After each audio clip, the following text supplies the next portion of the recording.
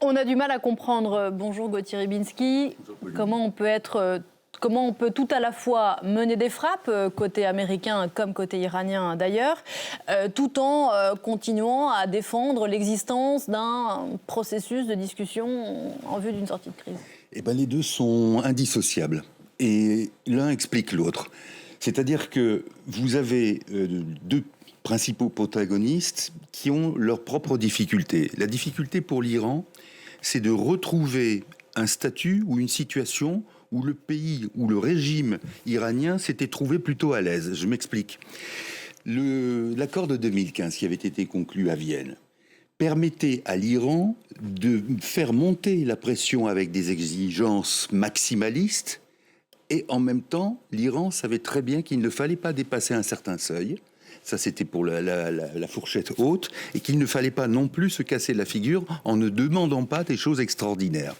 Eh bien, là où l'Iran survit, et survit bien, entre guillemets, c'est que le pays a retrouvé, non seulement il n'a pas perdu son régime, mais il a retrouvé ce statu quo ante, c'est-à-dire la capacité de faire monter les enchères très haut, et lorsqu'on voit que la situation est un peu sur la tangente, eh bien, on raccourcit ces situations. Par exemple, vous avez, je crois que c'était pas le même personnage, le chef de la sécurité du Parlement qui parlait de ça, un autre équivalent qui dit « Nous ne renoncerons pas, nous, Iraniens, à notre droit d'enrichir l'uranium, de posséder l'uranium, etc.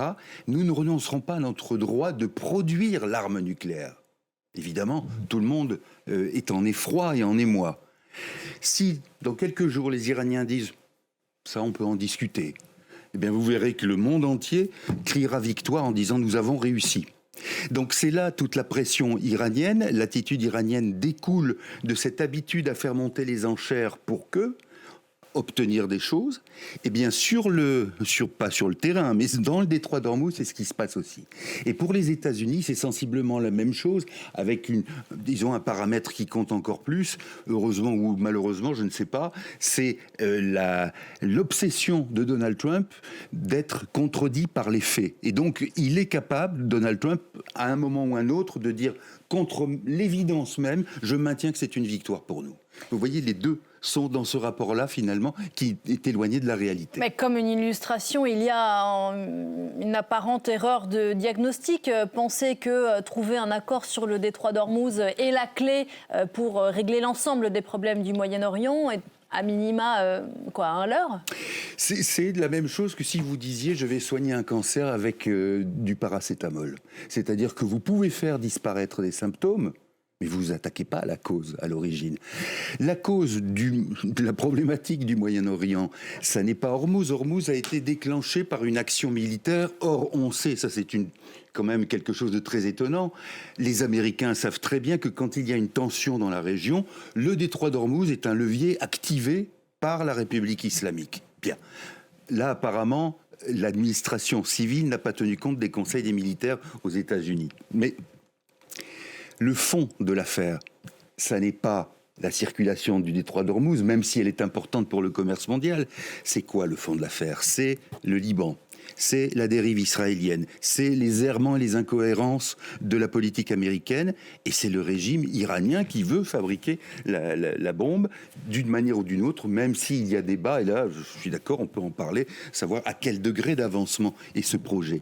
Vous remarquerez au passage que la plupart des tensions dans le monde proviennent de régimes non démocratiques. Ça a l'air d'une banalité affligeante ce que je dis là, mais ça n'est pas quelque chose à oublier, parce que là, vous allez voir que si on obtient un accord sur le détroit d'Ormuz, tout le monde criera à la victoire, alors qu'au fond, on aura réglé une partie du problème qui n'est pas la plus difficile à régler.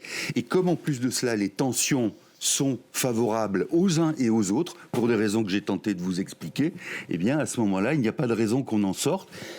Parce qu'on aura voulu et on continuera de focaliser sur le détroit d'Ormuz. Et si cet accord est pérenne, est valable, est valide, est dur, on dira voilà, nous avons réglé la question moyen-orientale, ce qui n'est évidemment pas le cas et ce qui ne sera évidemment pas le cas. Merci Gauthier.